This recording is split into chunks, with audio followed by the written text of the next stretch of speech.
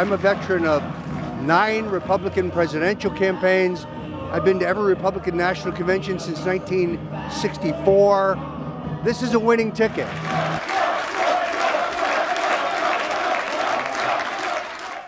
We need new leadership. We need new thinking. We need strength. We need, in our country, law and order. And if I'm elected president, that will happen. Can you explain how different American politics is from European politics? Because a person like Trump can never become this big in Europe. I don't know that that's necessarily the case. I think there's a real appetite for people who aren't in this, who haven't been part of the system, for outsiders. I think there's examples of it, in other countries. The reality is that the old systems and trust is breaking down around the world for governments and politicians, politics as usual. I think people. But by the way, I mean, the United States is. We like to lead, and the fact that democracy is changing and evolving is, we'll see if others follow.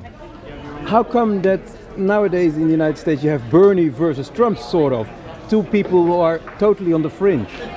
Well, that's an example. It's not just Donald Trump in the Republican Party, it's Bernie Sanders in the other party. I mean, we had 2 examples of 2 complete outsiders who've been running against the system. There's just an enormous appetite for change and something radically different in America. Are you familiar with Geert? He's a Dutch politician. Okay, he's the Dutch Trump. We have one, but not that big yet. Yeah, yet. Many Democrats consider Trump over the top and not realistic. We have a choice in this election between the ultimate insider, Hillary Clinton. People are not very happy with her, even many Democrats, and the ultimate outsider, Donald Trump. So we have polar extremes here that are a choice for the American voters. And there's going to be disaffected Republicans, there's disaffected Democrats. These are not both these choices are not very popular with a lot of American voters. And I think actually the Libertarian ticket is going to get a pretty good look, and I think that they're going to get 15 to 20% of the vote in the end. And maybe kick Trump out of the White House. Yeah, that's very possible. I think the Libertarian ticket could draw away a lot of votes from Donald Trump. Radical Islam, radical Islamic terrorism. You saw it in San Bernardino. You saw it at the World Trade Center. You saw it in Orlando. How horrible was that? You saw it in Paris. You see it all over. And Hillary is a weak person. We are the law and order candidates, and we're the law and order party. We're going to change things around. There's going to be respect again for law and order. This country is descending into chaos under Barack Obama. Crime is up, murders in the streets, hordes of animals killing people. You see it all over Europe, and that wave is headed here.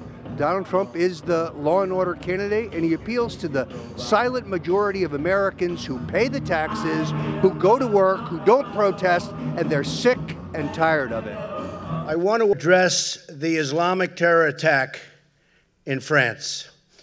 We've witnessed horror beyond belief, no matter where you look. And now it's happening more and more. And it's never going to stop. In Holland, we have someone who is similar to Trump, being Geert Wilders. Are you familiar with the guy? Yes, I'm going to be on a platform with him on Monday. What are your thoughts about Wilders? I think he's a courageous guy, and I agree with much of what he says. Many people say Wilders is over the top. He is discriminating, stuff like that. Those people should look at the videos of hordes of Muslim youths raping, pillaging, killing, defacing public property, defecating in public fountains, and they maybe rethink those views. How come so many people think Trump is a racist? I've known Donald Trump for 40 years. He is not a racist, he is not a bigot, he is not an anti-Semite. Those are smears from people who want to distract from the fact that the two-party duopoly has screwed this country up and driven it into the gutter.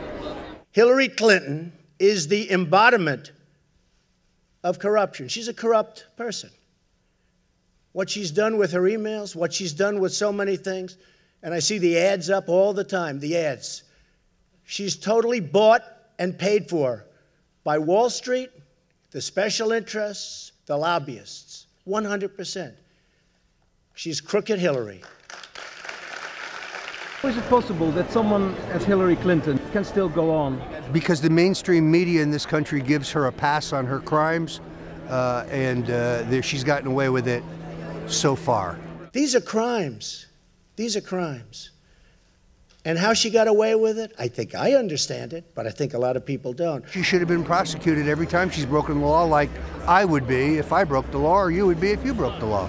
But I do believe, while she didn't pay the price she should have paid, she's going to pay that price when November 8th rolls around. She's going to pay it at the polls. I believe that.